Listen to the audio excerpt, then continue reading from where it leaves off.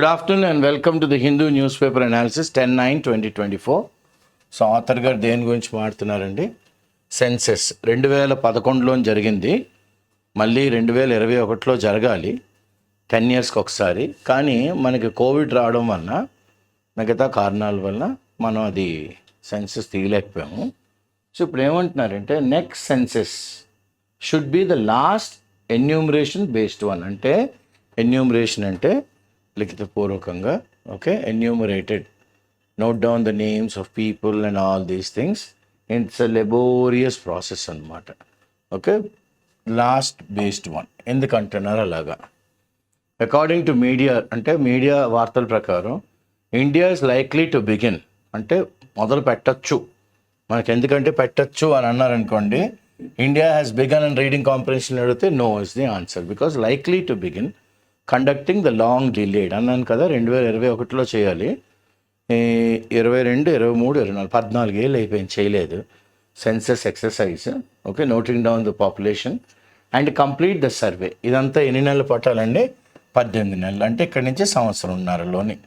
Okay, అంటే 24 మనం almost సెప్టెంబర్లో ఉన్నాం, 25 సెప్టెంబర్ వేసుకోండి ఓ సంవత్సరం, అక్కడి నుంచి 6 నెలలు, అంటే 26 ఫిబ్రవరి కల్లా సెన్సెస్ వచ్చారు. సో రియలిస్టికల్లీ, వాస్తవంగా మాడితే final census report might be available ఎప్పుడు?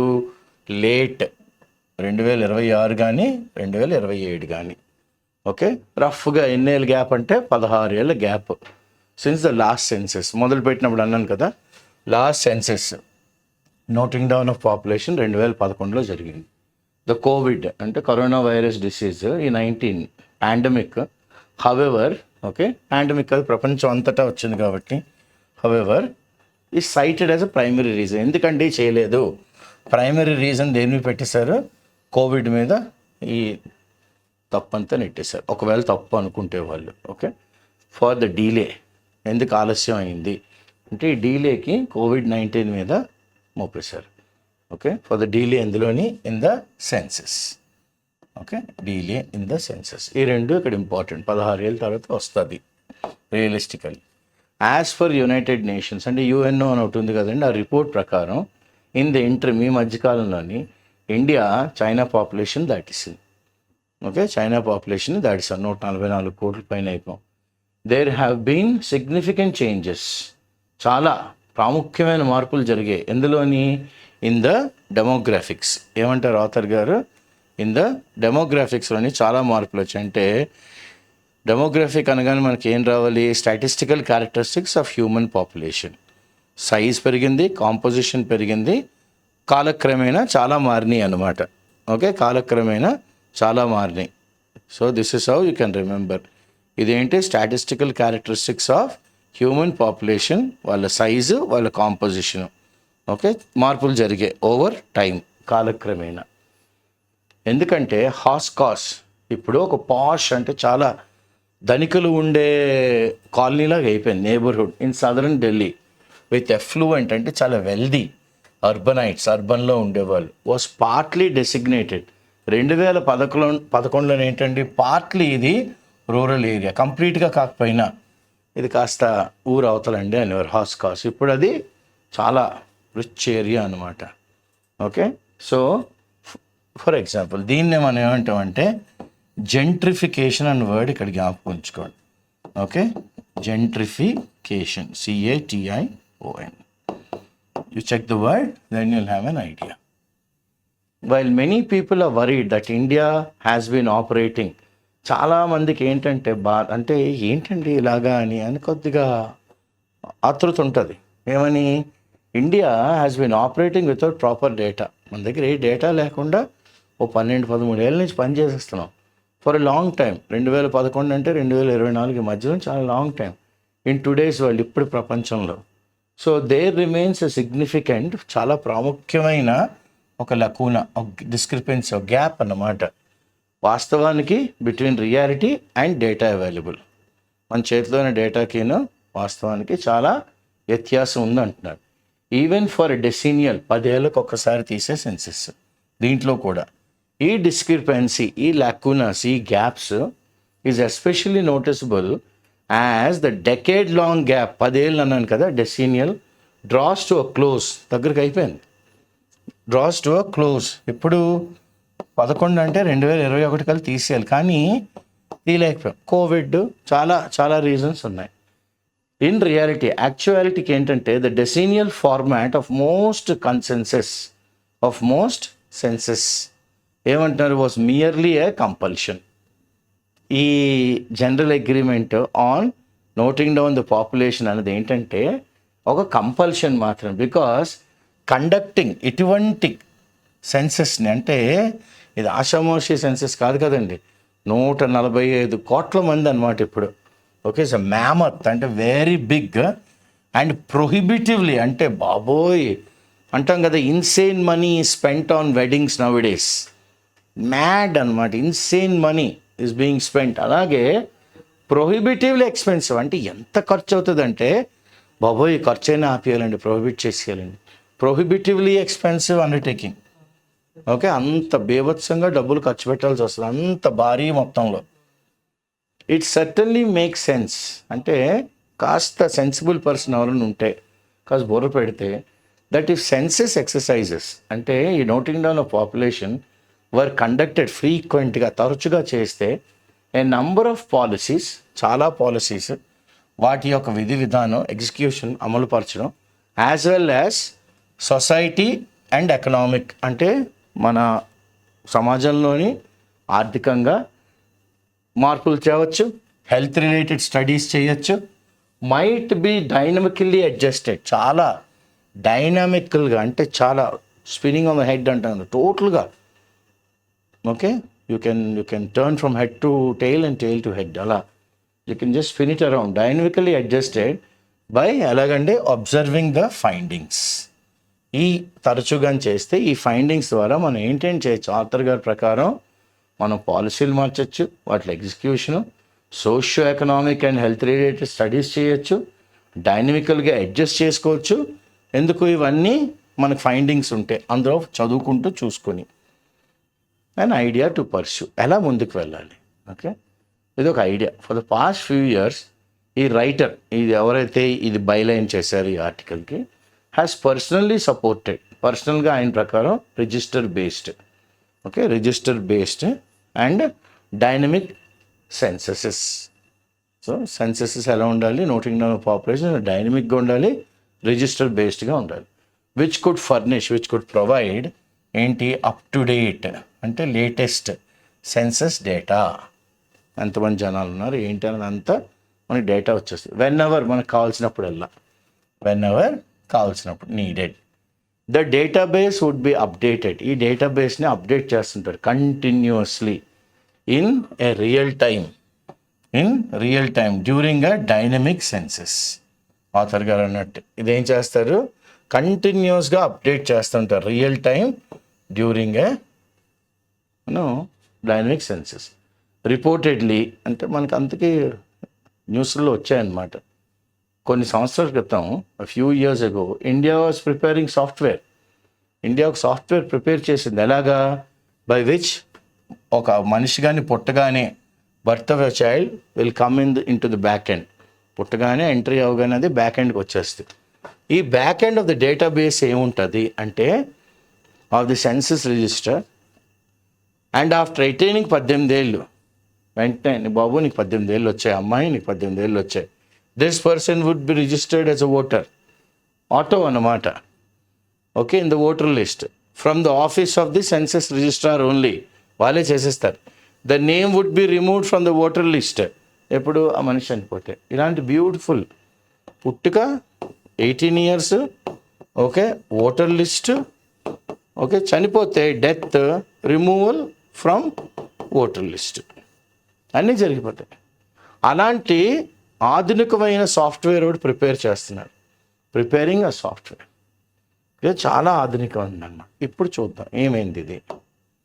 గ్లోబల్ ట్రెండ్, ప్రపంచం అంతా ఎలా ఉంది సెన్సెస్ నోట్ చేయడం.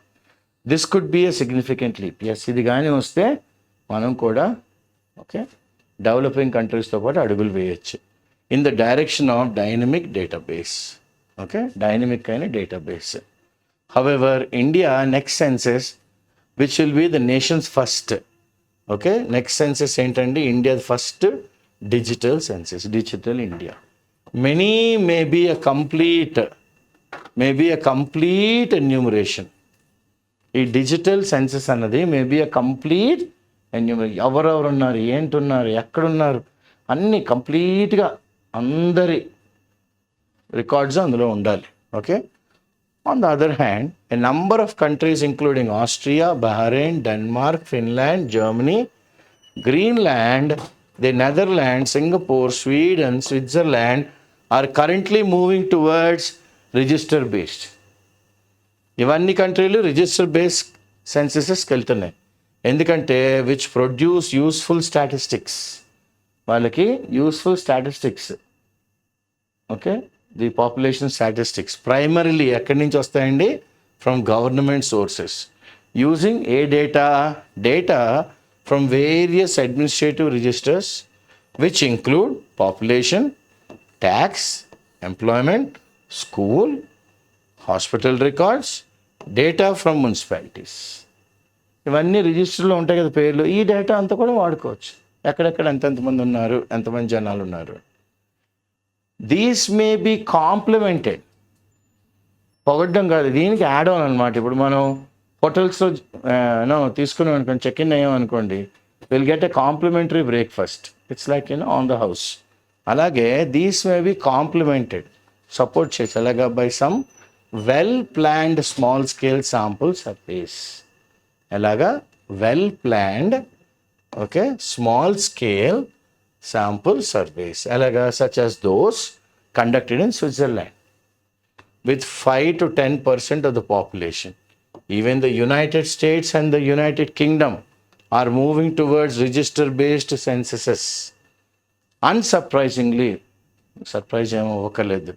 such a census exercise will be cost effective. డబ్బులు కూడా prohibitively expensive అన్నాం కదా ఇందాకలా. బాబోయ్ వద్దురా బాబు ఇలాంటి సెన్సెస్ చేయకండి, ఎందుకంటే let is prohibited because it will be very very expensive. కానీ ఇప్పుడు it is cost effective too. For instance, the cost of 2001 census in Austria. Okay, ఆస్ట్రియాలోని 2001 అంటే 23 ఏళ్ళ క్రితం చేస్తే వాళ్ళకి ఎంత అయిందండి? €72 అయ్యింది. 72 million euro. I stand corrected, €72 million అయ్యిందనమాట. However when the register based, అదే కానీ వారు రిజిస్టర్ బేస్డ్ అప్రోచ్కి వెళ్ళగానే, ఇంప్లిమెంట్ అవ్వగానే 2011లోని 10 ఏళ్ళు కదా, ద కాస్ట్ ఫెల్ టు ఎంత అయిందండి? €10 మిలియన్. అంటే €62 మిలియన్ వాళ్ళు, ఓకే, మిలియన్ సేవ్ చేయగలిగారు. దేని బేస్ చేసుకుంటే? రిజిస్టర్ బేస్డ్ అప్రోచ్కి వెళ్తే. Register based approach is very very cost effective అని ప్రూవ్ అయింది. కేస్ ఇన్ పాయింట్ ఏంటి? Austria. Vienna is the capital, Vienna. Okay. United Kingdom government declared in 2014, United Kingdom కూడా declare చేసింది 2014. The statistics derived from more frequent and timely administrative data. చూడండి ఎంత మంచి word, more frequent and timely administrative data will take the place of decennial census. 10 ఏళ్ళకి ఒకసారి అన్నది పోయి ఏదొస్తుంది? More frequent and timely administrative data will take its place after 2021 అని చెప్పారు United Kingdom. In place of the customary, అంటే ఒక పద్ధతి ప్రకారం క్వశ్చనేర్ బేస్డ్ అప్రోచ్. క్వశ్చనేర్లు ఇవ్వడం, మీరు ఏం చేస్తున్నారు, మీరు ఎక్కడ ఉంటారు, ఎంతమంది పిల్లలు, ఏంటి జనాభా లెక్కలు, అలా ఒక్కర్లేదు. The UK will harvest the data people leave behind. చూడండి, దీన్ని వాళ్ళు హార్వెస్ట్ చేస్తారు. Okay, they will harvest the data leave behind, the data people leave behind in their everyday lifes. ఈ డేటా ఎక్కడి నుంచి వచ్చిందండి వాళ్ళకి? People are leaving behind in their everyday lifes. మన పెట్రోల్ బంక్ దగ్గర ఫీడ్బ్యాక్ ఎలా ఉంది, లేకపోతే షాపుల్లో ఎక్కడుంది, జ్యువెలరీ స్టోర్లో ఇస్తాం, లేకపోతే ఎక్కడ డయాగ్నోస్టిక్ సెంటర్కి వెళ్తే ఇస్తాం, మోర్లో ఇస్తాం, స్పెన్సర్లో ఇస్తాం, రిలయన్స్లో ఇచ్చేస్తూ ఉంటాం. పాయింట్స్ అని ఇస్తూ ఉంటారు చూడండి, రెడీమబుల్ పాయింట్స్. సో యూకే అదంతా తీసుకుంటుంది. UK will harvest the data people leave behind in their everyday lives. At that time, the Royal Statistical Societies, UK అనగానే వెంటనే మనకి రాజుగారి పేరు రావాలి కదా. Royal statistical societies executive director set to the UK government had made the right call. Fantastic. This is what the world is looking at. You made the right call. Let us go for register base. Let's not go into a laborious process where a lot of money is involved. Let us cost cutting. Let us go for cutting the cost. Okay? Let us cost cut. It is actually a dynamic register based census. Okay? UK దేనికి వెళ్తుంది? Dynamic register based census. Meaning that every relevant, pertinent social, economic and demographic activity and event in people's lives is constantly added to the census database, to the list of peoples and to the database of that list of people. Further, ఇదే కాకుండా in order to produce its official figures, official గా ఎంతమంది ఉన్నారు అని చెప్పాలి కదా, the Office of the National Statistics in the UK, okay, Office of the National Statistics in the UK has recently begun, ఏం చేసిందండి, gather more data, reliable data, of course even from private companies. ఎక్కువ data, reliable data gather చేయడమే కాదు, of course even from private companies నుంచి కూడా. Examples of this include data collected from, ఏమన్నాను, supermarket scanners, data on cars, trains from auto trader, rail delivery groups. Notably, India already has an Aadhaar centric database. చెప్పుకోవాలి అంటే ఇండియాలో already Aadhaar based database చాలా ఉంది, unlike the యూకేలో కాకుండా. And reportedly, okay, and a few years back the home minister asked for officials, మన అమిత్ షా గారు ఏమడిగారు, asked officials to devise a strategy ఒక కొత్తగా రండి నా దగ్గరికి, టు మర్జ్ ద ఓటర్ కార్డ్ని దీంతో మర్జ్ చేయడానికి. ఏది voter card, merge the voter card, Aadhaar card and other databases in to the census database. జనాభా లెక్కల్లోకి ఇవన్నీ కూడా యాడ్ చేసేయండి, అప్పుడు మనకి వర్క్ ఈజీ అయిపోద్ది. ఓకే, ఖర్చు కూడా తగ్గుతుంది. డేటాబేస్ ఇంటిగ్రేషన్, ఇప్పుడు ఉన్న అన్ని డేటాబేస్ని ఇంటిగ్రేట్ చేయండి, అన్నీ కలిపి ఒక థాట్ మీద తీసుకురండి. However combining many registers is never a simple operation. అంతే కదా, అన్ని రిజిస్టర్లోని పేర్లు అన్నీ కలపాలి అంటే అదేం చిటికి వేస్తే అయిపోదు. It's not like snap of a finger and the work is done. It's laborious, it's like very diligently people have to work on that. So many registers is never a simple operation, even though it has been increasingly అంటే పెరుగుతున్న customary in India. ఒక పద్ధతి ఇండియాలో recently to integrate databases such as Aadhaar, PAN, voter ID, permanent account number, voter ID, bank accounts, mobile numbers. It is still a mammoth task. ఇదంతా చేయాలి అన్న కూడా చాలా పెద్ద టాస్క్. ఓకే, చాలా. To solve the jigsaw puzzle, ఈ చిక్కుముడిని మనం ఛేదించాలి అంటే it is a mammoth task. And to build up the elephant, ఇప్పుడు మనం ఈ సెన్సెస్ అనేది ఒక పెద్ద ఏనుగు అనుకోండి. To build up this elephant by correctly assembling different types of registers. మనం only different types of registers మనం అసెంబుల్ చేయాలి. Only then we can build up this elephant. However, ఇలా ఉన్నప్పటికీ I believe the nation has sufficient expertise. మన భారతదేశంలోని తెలివితేటలు గలవాళ్ళు చాలామంది ఉన్నారు టు అకాంప్లిష్ దట్, ఇది సాధించడానికి.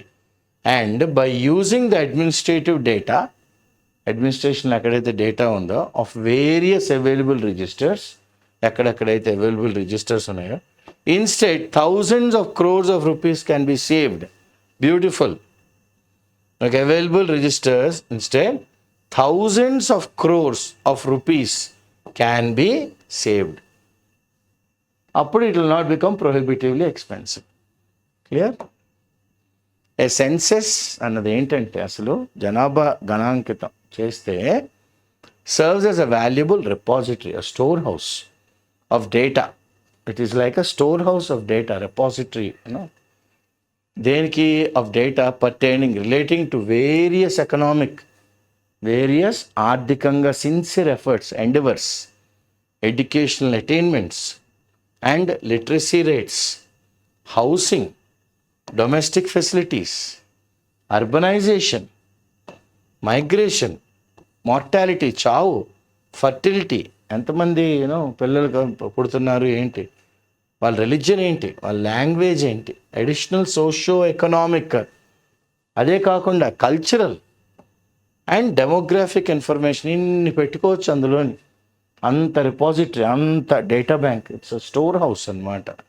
ఇట్ ఈస్ అన్క్లియర్ అంటే ఇప్పుడు మనకి ఇంకా ఖచ్చితంగా మనకేం తెలియట్లేదు. If our intended method will be able to update, మనం అనుకుంటున్న method will be able to update డేటాని పైకి తీసుకురాగలదా on the majority of these aspects in real time. చూడండి ఎంత బాగా ఆథర్ గారు క్వశ్చన్ అడిగారు. Majority of these aspects in real time. వాస్తవానికి వచ్చేసరికి దీని మీద పర్ఫెక్ట్గా డేటా అప్డేట్ చేయగలదా అని క్వశ్చన్ మార్క్ వచ్చింది. న్యాచురల్లీ, సర్వసాధారణంగా, if any data is lacking, ఎక్కడైనా మన దగ్గర డేటా లేకపోతే it can be updated on a regular basis. అప్పుడు ఏం చేయాలి? రెగ్యులర్ బేసిస్లో అప్డేట్ చేయాలి బై ప్రాపర్లీ కండక్టింగ్ సర్వేస్. ఎలా అప్డేట్ చేయాలండి? By properly conducting surveys, perhaps on a small scale. ఇంకా లార్జ్ స్కేల్కి వెళ్ళకూడదు, స్మాల్ స్కేల్గా వెళ్ళాలి. ఓకే, ఓవరాల్ సచ్ ఎన్ ఎక్సర్సైజ్ మైట్ లీడ్, ఇలాంటి ఓకే సంకల్పంగానే మొదలెడితే ఇట్ లీడ్ ఇన్ ఎన్ ఎరా, ఎలాంటి కాలం అంటే ఆఫ్ డైనమిక్, సూపర్గా ఉంది, కంటిన్యూస్ సెన్సెసెస్, సార్ ఇక్కడ ఎంతమంది వచ్చారు, ఎంతమంది వెళ్ళారు, ఎంతమంది ఎన్రోల్ అయ్యారు, ఎంతమంది చనిపోయారు, ఎంతమంది ఊర్లో వదిలేసి వెళ్ళిపోయారు, అన్నీ cut. You can maintain that in the register.